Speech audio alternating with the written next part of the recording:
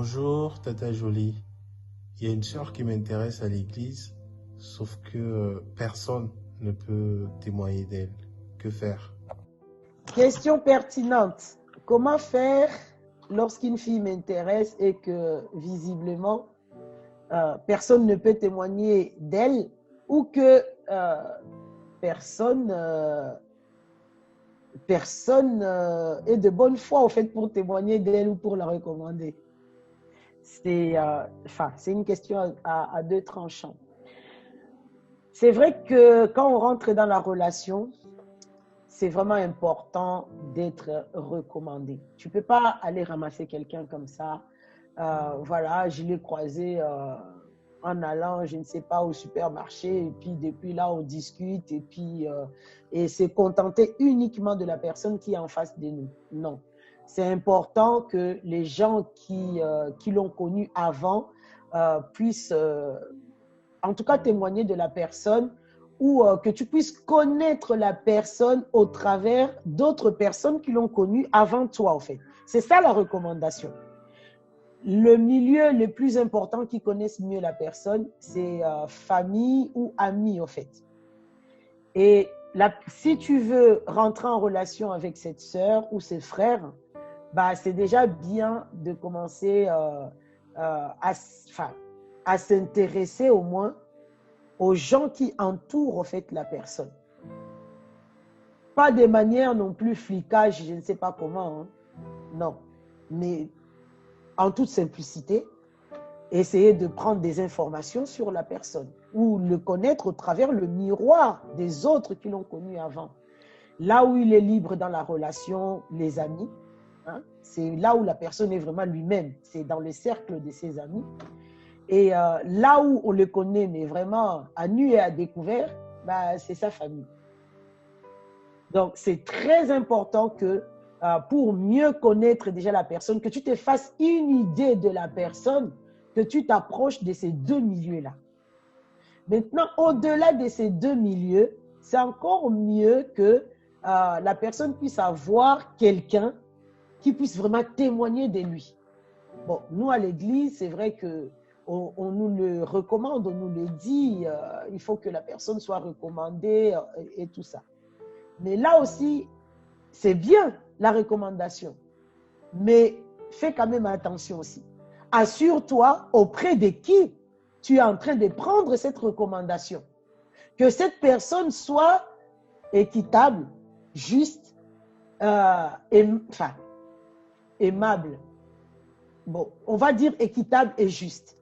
Parce que si cette personne, qui peut être sous la responsabilité de la personne que toi, qui t'intéresse et tout, et qu'il y a quand même un niveau de conflit, peu importe, ça peut être un conflit ouvert ou un conflit dissimulé, il faut que toi, tu aies du discernement, en fait, pour comprendre si cette personne-là, à qui je demande, c'est pas parce que c'est uniquement la responsable de la personne ou son tuteur ou je ne sais pas qui, que ces paroles sont oui et amen, en fait.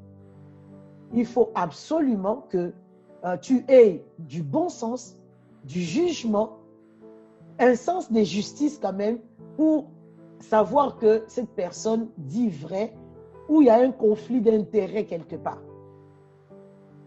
Donc, dans tous les cas, c'est vrai, la recommandation, c'est très important, il faut le faire, il faut se faire recommander la personne, mais en allant se faire recommander la personne, use de discernement auprès de la personne qui te recommande ou non cette personne qui t'intéresse.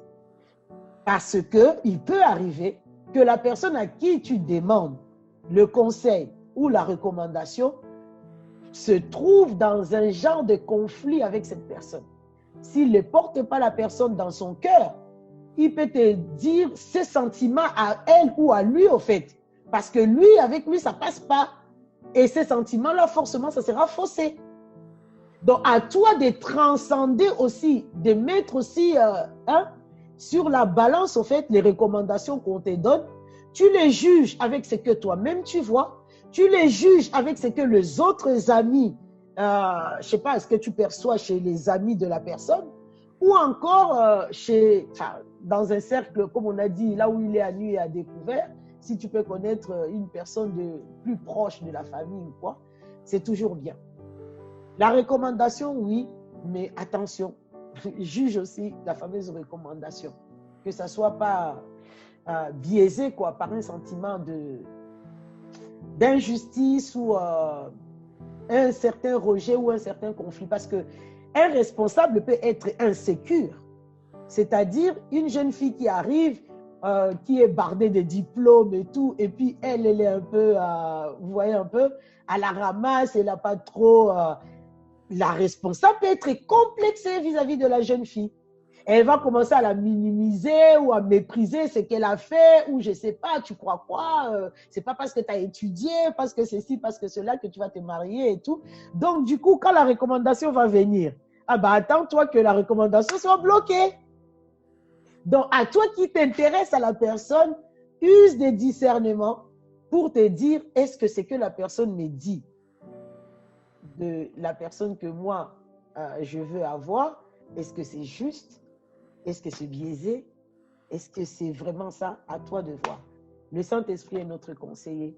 Il n'y a que lui pour mieux te dévoiler au fait le cœur de la personne si tu lui demandes. Que le Seigneur nous accorde la grâce d'avoir ces discernements et un minimum du sens des justices dans le nom de Jésus. Amen. Amen, amen, amen.